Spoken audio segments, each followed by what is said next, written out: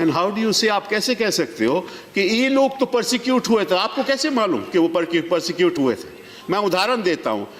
एक शख्स यहां 1972 में आया, 1972 में आया, उसके 2-3 बच्चे हैं, उसकी मृत्यु हो गई, आज वो है नहीं, उसके बच्चे कहते हैं मुझे सिटीजनशिप दो। आप कैसे दोगे? जिसकी मृत्यु हो गई वो तो कह नहीं सकता कि भाई वो प्रोसिक्यूट हुआ था, उसने कभी पहले कहा है भी नहीं। तो बच्चों को सिटीजनशिप कहां से मिलेगी? किस आधार पे दोगे आप? वो मापदंड क्या है? किसी ने कोई कहीं गया है, बोला है? इन ये जो लाखों लोग हैं जिनकी आप बात करते हो, 19 लाख, चलिए 19 लाख की बात करते हैं, उनमें कितने हिंदू हैं? 5 लाख है, 6 लाख है, 10 लाख है, 12 लाख, उसके बारे में बात नहीं करूंगा मैं। लेकिन किस ऐसे हिंदू ने कहा है कि मैं परसिक्यूट हुआ था? आपको साहब बड़ी गलतफहमी है। उन्होंने मालूम क्या कहा है अपने लेगेसी पेपर्स में? कि मैं तो यहां का रहने वाला हूं। उन्होंने सब डिक्लेरेशन दी है कि मैं तो यहां का रहने वाला हूं। आप उसको इस विधेयक के द्वारा झूठ बुला रहे हो।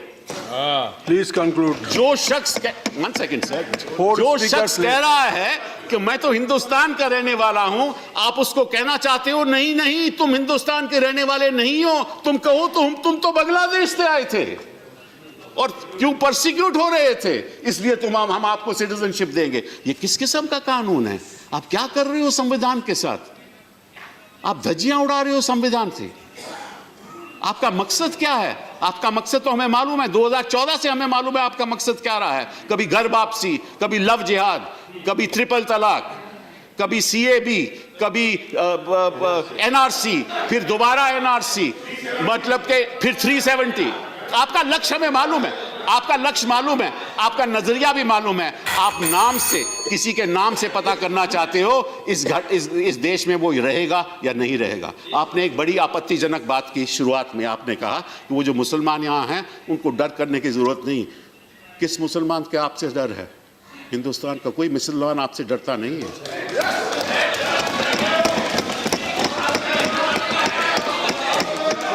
ना मैं डरता हूं, ना मैं डरता हूं, जहां इस देश के नागरिक डरते हैं, ना कोई मुसलमान डरता है। डरते हैं तो हम संविधान से डरते हैं, जिसकी आप धज्जियां उड़ा रहे हैं।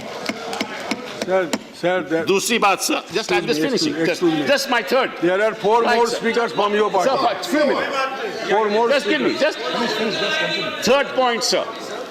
They are targeting a community without naming it. In this bill, they are targeting a community without naming it. It violates the basic structure of the Constitution. It is divisive and exclusive. It will destabilize our polity, and 18 to 20 million people will not trust us. It weakens the foundation of our culture, of our beliefs, of our ethos. It has consequences that you can't even imagine. And this is part of your political strategy.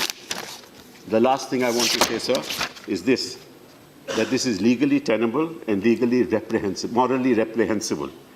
Those who have no idea of India cannot protect the idea of India. Don't convert this Indian Republic into a Jurassic Republic where there are 2 dinosaurs. Thank you. Thank you.